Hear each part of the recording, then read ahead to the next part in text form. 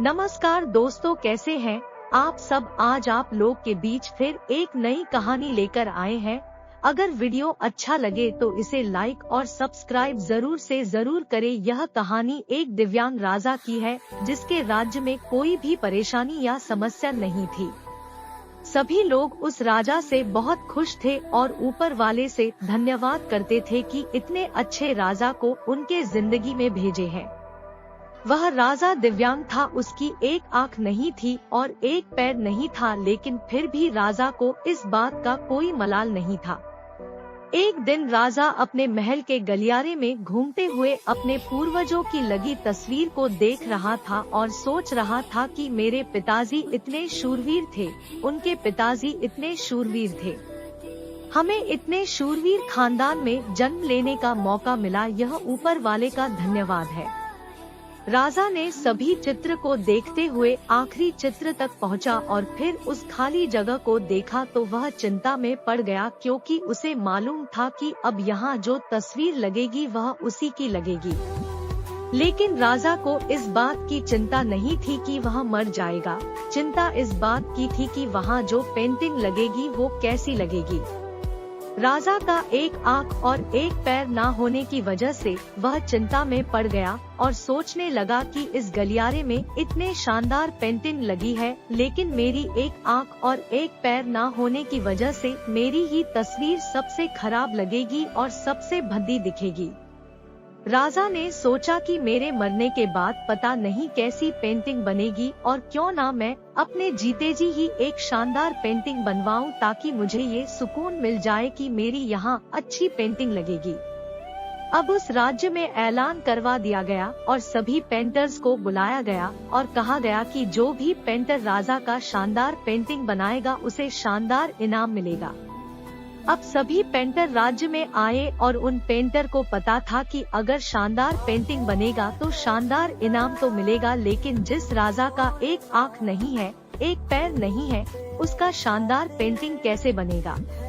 Painter सोच रहे थे कि इनाम का तो पता नहीं, लेकिन अगर शानदार पेंटिंग नहीं बनी और राजा गुस्सा हो गया तो सजा मिलेगी, इसीलिए बड़े बड़े चित्रकार भी आगे नहीं आए। तभी उसमें से एक लड़का बोला, राजा साहब, मैं आपकी पेंटिंग बनाना चाहता हूँ, मुझे 24 घंटे का वक्त दीजिए। अब सभी बड़े बड़े पेंटर हैरान हो गए कि ये लड़का क्या पेंटिंग बनाएगा, और अगर राजा को पेंटिंग पसंद नहीं आई तो इसे सजा जरूर मिलेगी। राजा बोला, ठीक है, आप बना करके आइए। अगले दिन वह लड़का तस्वीर बनाकर लाने वाला था और दरबार पूरी तरह से भर चुका था। लोग दूर दूर से ये देखने के लिए आए थे कि वह लड़का कैसा पेंटिंग बनाकर लाएगा। अब लड़का जब उस राजा की पेंटिंग बनाकर लाया तो लोग आश्चर्यचकित रह गए। सब लोग जोर जोर से तालियां बजाने लगे, सीटी बजाने लगे, और जब राजा ने उस पेंटिंग को देखा तो वह खुश हो गया और बोला कि वाह, इससे अच्छी पेंटिंग तो इस पूरे गलियारे में नहीं है। राजा ने उस लड़के को बहुत सारा इनाम दिया। अब आप सोच रहे होंगे कि उस राजा की क्या पेंटिंग बनी होगी जिसकी एक आंख नहीं है और एक पैर नहीं है, कैसा पेंटिंग बना होगा। उस तस्वीर में लड़के ने उस राजा को एक घोड़े पर सवार किया था। एक साइड से उस राजा का एक पैर दिख रहा था और राजा तीरंदाजी करते हुए निशाना लगा रहा था, और निशाना लगाते वक्त एक आंख बंद हो जाती है, और उस लड़के ने उस राजा की वही आंख बंद की थी जो राजा के पास नहीं थी।